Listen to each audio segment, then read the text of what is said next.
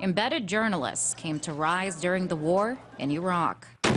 Once again, this fight has been taken into the heart of Baghdad. We're not on the outskirts. We're not in greater Baghdad. This is it. The Department of Defense planted hundreds of reporters in the field, giving front row seats to approved media outlets, like Fox News and reporters like Greg Kelly, who also happens to be a lieutenant colonel in the U.S. Marine Corps Reserves. This was the first time that we were seeing war happening basically live on television 24/7, with the reporters right there in the middle of it. But also enabling the military to control what journalists see and better tell their story.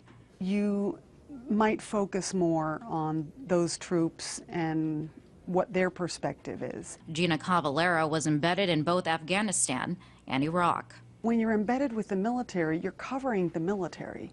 You're not likely to just leave and go and stay with the villagers. And from war to politics, today, reporters embed with political candidates. It's a technique commonly used by the mainstream media. They've been dubbed campaign embeds, the off-air network producers who follow the candidates around. These reporters are linked to their candidate almost around the clock. Hello, everybody. On the plane, on the bus, they get an up-close and personal look at the day in the life of the candidate they follow. Veggie. I'll take a veggie. Veggie. There we go. Does anyone want ham? a ham? Ham.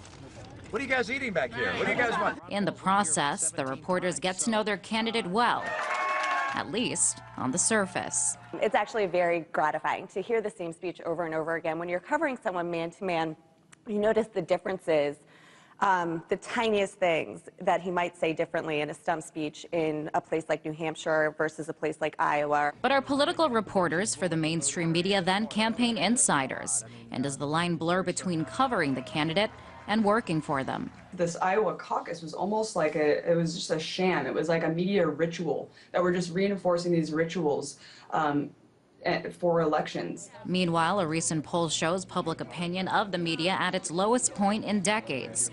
66% say news stories are often inaccurate.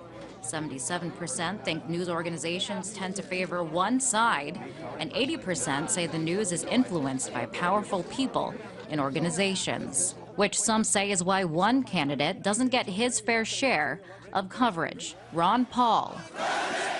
His strong anti-war message strays from the Republican mainstream. When they do have to cover him, because they can't not, they choose to cover him in a very propagandized way and try to suppress him and disenfranchise him. And while overlooking one candidate, perhaps too much is divulged on others. Because we've got these 24-hour cycles with these, information traveling very quickly, their coverage is going to be even more superficial. One of Mitt Romney's most recognizable features, his hair.